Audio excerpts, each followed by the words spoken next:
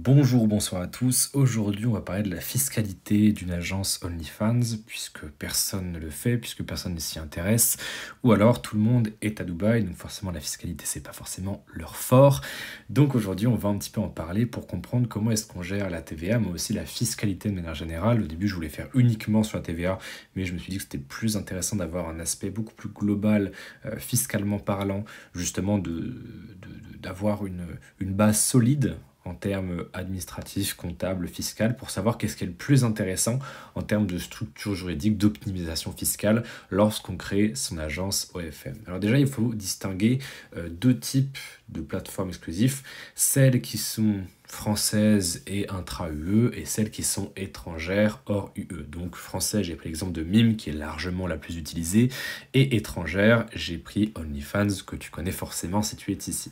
Donc déjà, on va parler de TVA.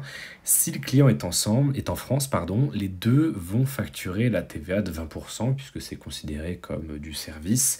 Donc le client à qui tu vas vendre ton média privé 100 € hors taxe, lui, au checkout, il va payer 120 €. Car Mime et OnlyFans vont détecter que le client est en France. Et en fait, la TVA, petit rappel élémentaire pour ceux qui sont au fond de la classe et qui n'ont pas suivi, la TVA, elle ne dépend pas du pays dans lequel toi tu résides, si tu es à Dubaï par exemple, elle dépend du pays, de la localisation où ton client est. D'accord? Donc si toi par exemple tu t'es barré à Dubaï pour ton site de dropshipping et tu t'es dit il n'y a pas de TVA, bah si, puisque si tes clients sont en France, tu es tenu de récolter et de reverser derrière la TVA. Donc le média privé pour lequel tu as fixé un prix à 100 € hors taxe, le client va le payer 120 €, car Mime et OnlyFans vont directement ajouter la TVA au checkout. Ensuite, les plateformes vont prélever en moyenne 20% de commission, que ce soit sur tout ce qui est pourboire, les tips, médias privés, médias on demand, abonnements, etc., etc. À partir de ce moment-là, il reste donc un chiffre d'affaires pour ton agence qui est de 80 €. On est d'accord, puisque le client a payé 120 €, il y a eu 20 € qui sont partis à l'État, que Mime et OnlyFans se sont chargés de collecter. Ensuite, les plateformes ont pris leur commission, ce qui est normal vu le taf qu'elles font quand même, on ne va pas cracher dessus. Donc il reste un total de 80 € net, entre guillemets. Quand je dis net, c'est après TVA, après commission des plateformes. Donc ça, 80 €, c'est ce que les plateformes vont reverser. Donc la première option, c'est de recevoir les 80 € sur le compte bancaire de l'auto-entreprise de l'agence, donc la tienne, qui va payer 11% d'impôts et de cotisations. Si tu as l'ACRE, l'aide à la création ou à la reprise d'entreprise que tu peux demander une fois que tu crées ton auto-entreprise, ou alors, si ça fait plus d'un an ou alors que tu n'as pas demandé l'ACRE, tu vas payer 22% d'impôts et cotisations. Et après, tu vas reverser à la modèle qui devra à son tour payer des impôts et des cotisations. Donc là, on a une double imposition sur le chiffre d'affaires qui n'est pas extrêmement avantageuse du tout. Mais bon, on n'a pas vraiment le choix. Quand je dis reverser, c'est évidemment à la hauteur du contrat que tu as négocié, c'est-à-dire reverser une fois que les impôts sont passés sur ton auto-entreprise, reverser 40, 60, 50% selon le contrat que tu as négocié. Donc ça, c'est une solution qui est effectivement pas très avantageuse, mais qui est une bonne solution temporaire quand on commence, d'accord? Créer une SAS, une SARL, une EURL quand on commence, effectivement, c'est un petit peu lourd. Donc je comprends que beaucoup choisissent cette option-là. C'est d'ailleurs celle qu'on recommande dans la formation pour commencer, pour juste commencer à faire les choses à peu près dans les règles, même si fiscalement, c'est pas le mieux. Moi, souvent, je recommande de commencer avec cette option parce que oui, quand on commence, aller voir un comptable, créer une SAS, etc., c'est assez lourd. Petite parenthèse aussi, puisqu'on parle de TVA, lorsqu'on est en auto-entreprise, il n'y a pas de TVA jusqu'à 36 800 € de chiffre d'affaires encaissé par an. Et deuxième chose intéressante, il n'y a jamais de TVA sur les virements que tu vas recevoir d'OnlyFans, puisque en tant qu'auto-entreprise, là, lorsque tu reçois un virement d'OnlyFans, tu factures une entreprise étrangère hors UE. Donc si tu reçois 800 € d'OnlyFans, c'est 800 € hors taxe. Et tu n'as pas besoin de payer quelque TVA que ce soit. OnlyFans s'en est déjà chargé au checkout lorsqu'elle a vendu le média privé. C'est ce qu'on a vu juste ici. Toi, lorsque tu reçois un virement d'une société étrangère hors UE, tu n'as pas besoin de récolter ou de reverser quelque TVA que ce soit. Donc assez avantageux. Ou alors, deuxième option, qui est un peu plus lourde, moins souple, mais qui est la plus avantageuse, qui est la plus sérieuse, et moi c'est celle que je recommande lorsqu'on commence à faire pas mal de thunes, c'est de créer une société imposée sur le bénéfice pour éviter justement la double imposition de l'option numéro 1. Quand je dis créer une société imposée sur le bénéfice, ça peut être SAS, SARL, etc.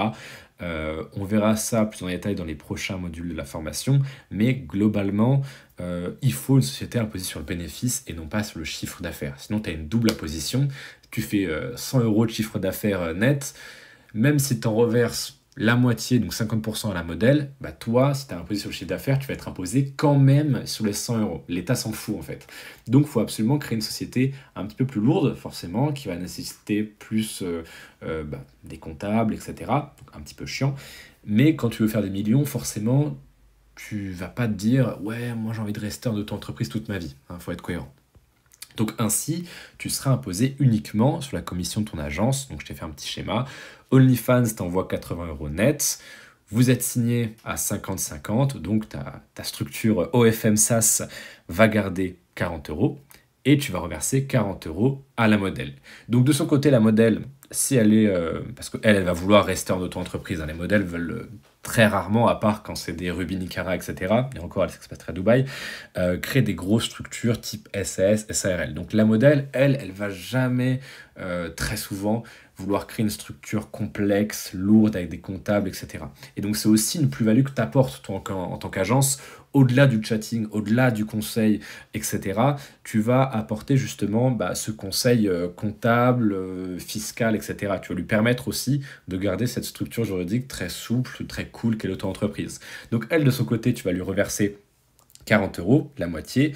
Elle va payer 11% d'impôt si elle a l'ACRE sur son auto-entreprise, donc elle aura 35,60 euros net dans sa poche. Super avantageux.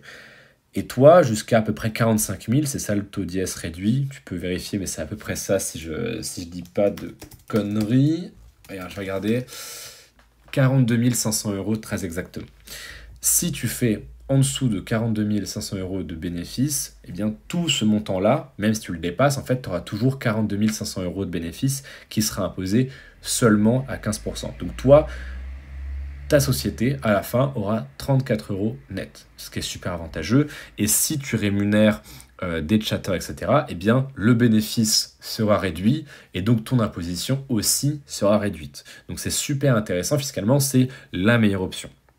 Concernant la TVA, pour OnlyFans, comme je te l'ai dit, il n'y a aucune TVA à collecter ou à reverser car c'est une société étrangère hors UE. Donc que tu sois en auto-entreprise, en société, si tu as dépassé le plafond même en auto-entreprise ou pas, tu n'as jamais de TVA pour ce qui concerne les virements de sociétés étrangères hors UE type OnlyFans.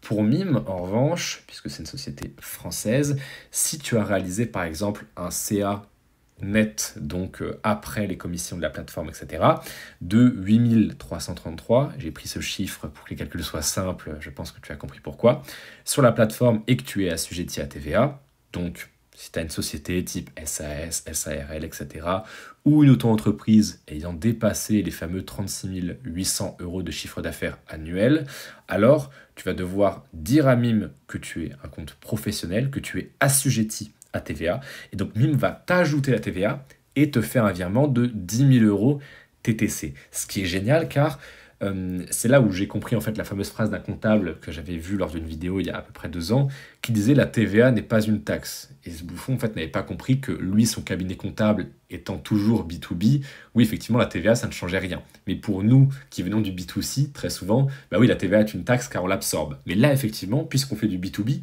car notre client, c'est pas le client final sur OnlyFans qui achète des photos un petit peu excitantes, nous notre client, là, légalement, c'est Mime. Et donc, en fait, ils vont tout simplement t'ajouter la TVA, te faire un virement de 10 000. Donc, ça changera rien pour toi en termes d'imposition. C'est-à-dire qu'au lieu de recevoir 8 333 hors taxe, tu vas recevoir 10 000 TTC. Et ce qui est génial, c'est que même si ta modèle, au final, tu lui as reversé plus que 36 000 euros cette année, et donc elle est assujettie à TVA, si vous êtes signé à 50-50, tu vas donc lui verser sur les 8 000 et quelques la moitié, donc 4 167 hors taxe, plus 833,40 centimes, enfin 40 euros de TVA, et ne reverser que 833 euros de TVA à l'État. Donc tu vois, En fait, ça change absolument rien. Et quand tu as une société donc imposée aux bénéfices, assujettie à TVA, etc., l'imposition, oui, elle est fait un petit peu mal, mais pas tant que ça. Le seul impôt que tu payes véritablement, c'est donc 15% d'impôt sur ton bénéfice, ce qui est super avantageux. C'est pour ça que la micro-entreprise, effectivement, c'est bien parce que c'est souple, c'est très simple à créer, c'est très rapide, t'as pas besoin de comptable, etc. Mais c'est pas toujours la meilleure solution du tout, du tout. Courte vidéo qui est donc extrait de la formation OnlyCash, je te la mets gratuite en YouTube ici.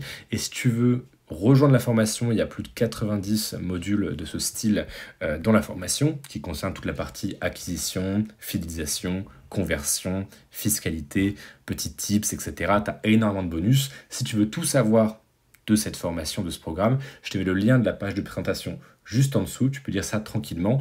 Et si ça t'intéresse, si tu as envie que ce soit de lancer ton agence OFM ou alors la scaler, la stabiliser, la consolider, parce que peut-être qu'aujourd'hui, que ce soit fiscalement, administrativement, comptablement, c'est pas extrêmement solide, c'est un petit peu, voilà, un petit peu frêle, tu la fais un petit peu à la va-vite et tu sens que c'est très fragile comme structure juridique, etc., etc., eh bien, je t'invite à rejoindre la formation, que ce soit encore une fois pour solidifier ton agence, pour la professionnaliser, pour la scaler. Le lien est juste en dessous. Je te remercie d'avoir vu cette vidéo et je te dis à très vite dans la prochaine vidéo ou à tout de suite dans la formation.